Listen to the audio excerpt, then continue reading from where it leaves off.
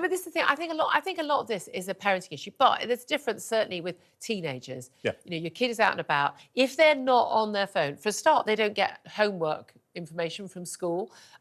They don't know when everyone else is meeting. They don't know that you don't get invites to things. Kids, I'm afraid, just like adults, could say, you know, they have to be on their phones. Yep. The question is what they're doing on their phones and for how long. Well, exactly. And we still met up and knew what our timetables were and all the rest of it. We didn't have mobile phones. Yeah, but that's... Because we talked to each other and you had a paper diary where you had... I know, but we're not back in the dark ages. We're not back in the dark ages, but... things have moved on. But again, I don't think... If phones are used for that, and responsible parents will make sure that their children use those. A large proportion of parents are not that responsible. No, and I think that's it. I think people, they are using them as babysitters, whether it's the iPad or it's the phones, but they're also completely unaware of like what kids are doing, what they're seeing. The amount of parents I know, they think, A, what their kid is watching is educational. It's not. No. They think that it's perfectly safe for them to be in the, you know, these sort of chats or these Instagram things. Like, no, I'm sorry. You would... Here, it's 7 p.m, right? The doorbell rings.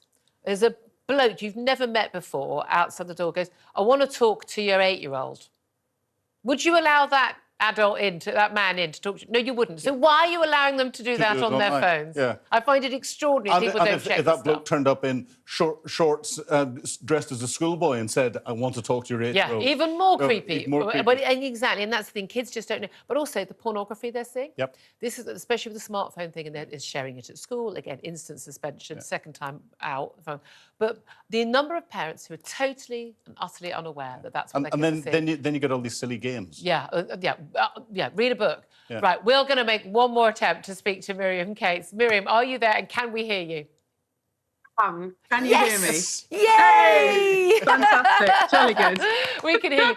Miriam, the joys of technology, let's get straight to it. Absolutely. I know. Should have used my mobile phone, perhaps. So frustrating. The fact that everyone in the galleries goes, we can hear it. Well, that's great if I can't. Most parents of under 16 think they shouldn't have a smartphone. Do we need to bring in a ban to make it easier for those parents who want to do the right thing?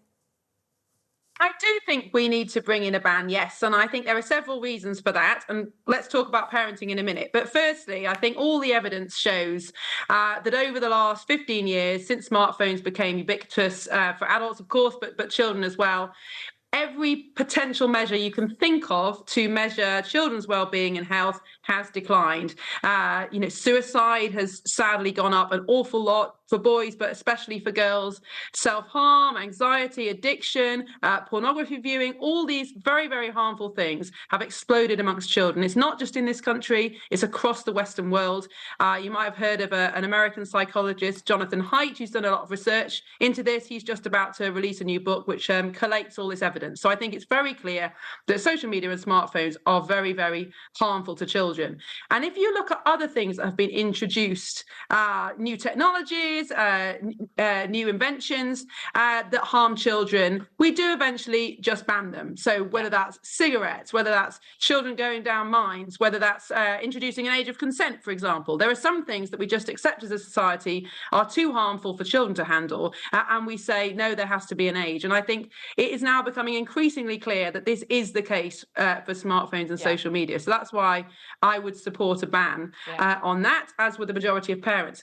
Now, of course, parenting is important. There are parents who take responsibility for this. There are parents who don't. And, we can argue about how to improve people's sense of responsibility.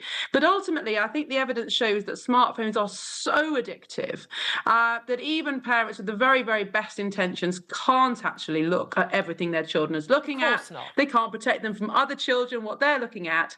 And so I do think there's a strong argument for a regulatory answer to this. Yeah, and again, if all the other kids in the class don't have this phone, then there's less pressure on you to have one. And that's a lot of parents go, well, I'm not really happy about it, but, I'll give it to you. But then there are also the parents who go, oh, you too, have my phone. I looked at the advice on that. I spoke to so many experts on my shows variously before I had my daughter, and I knew that was something that was bad. But what's interesting also, all the big tech bosses in California who own, the Facebooks and the Instagrams and make them, none of them let their kids anywhere near any of this stuff. They know it's addictive because they've designed it to be that way, to make money so they can afford to send their children to these wonderful exclusive schools where they don't use technology at all because they want their kids to grow up rather healthier and rather better educated as well. Exactly. The people in the know that these things aren't safe for children. And I don't think we should beat ourselves up too much as a society about this. This is such a new problem. This wasn't even a thing before 2010. But we also need to take full responsibility now that we can see the results in the terrible effect it's having on children, and take responsibility and deal with it. And I often use the analogy of road regulation. When the motor car first came in, everybody thought, what an amazing new technology, how much freedom it will give us. But then once enough people got motor cars, lots of people started getting killed in road accidents, and it became very clear that this wasn't acceptable. And so we started to introduce regulations, speed limits, which side of the road you should drive on, penalties for people who don't drive safely. And I think it's very similar to that with mobile phones. Yes, they are an amazing invention that can bring an awful lot of good, but they're not safe for children. They do need to be regulated, and we need to handle them in a way that doesn't bring harm to society. And I think we're at that point now. But it's been really interesting over the last 6 weeks or so to see, both here and in America actually, a real movement building of parents who've just had enough, who just don't want this anymore, who see the damage it's been doing to their kids, but know that they on their own can't effect a change. And that's why we need government to be involved. Yeah, exactly, helping parents do the right thing. I've often thought with the mobile phone thing, or with games, that especially boys, I think, particularly playing those games. I've had a few parents over the years say to me, what can I do? My son's on his Game Boy or whatever for 12 hours a day. I'm like, sorry, I mean, does it not have a plug on it? I mean, pull it out, cut the plug off, ta-da, problem solved. I mean, this is parenting 101, right? But the key thing is, for me, is it's not even what they're doing. I think there's a lot of what they're doing on their phones. A lot of what a lot of us do on our phones is, I spend far too much time on Twitter. I don't play games on my phone, so that is one thing.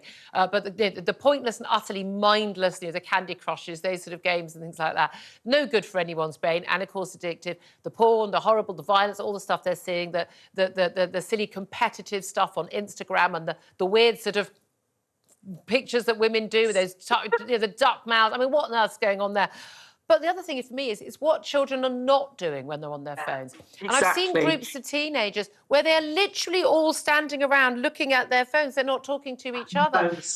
In years gone by with my daughter's sleepovers, I literally, I confiscate all the phones straight away, because there's always a couple of girls who just want to do everything on. No, phones, here we go. Phones are all over here.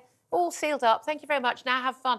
But it's the fact that they're not playing sport. They're not talking to someone face to face. They're not dancing. They're not just having a laugh. They're playing pranks, whatever we used to do. It's a tragedy, and I, as a parent, and I know you and many others, look at our childhoods and compare it to what our children are going through, and feel a great sense of sadness for them. And I think that's why we need societal level change, because yes, as an individual parent, you can pull the plug, you could deny your child access to this stuff, but the truth is that they then don't have anybody to go to the park with, to go and climb a tree with, because all the other children are on devices. And so even well-meaning, very effective parents can't handle this alone. And then you're the bad parent. Exactly.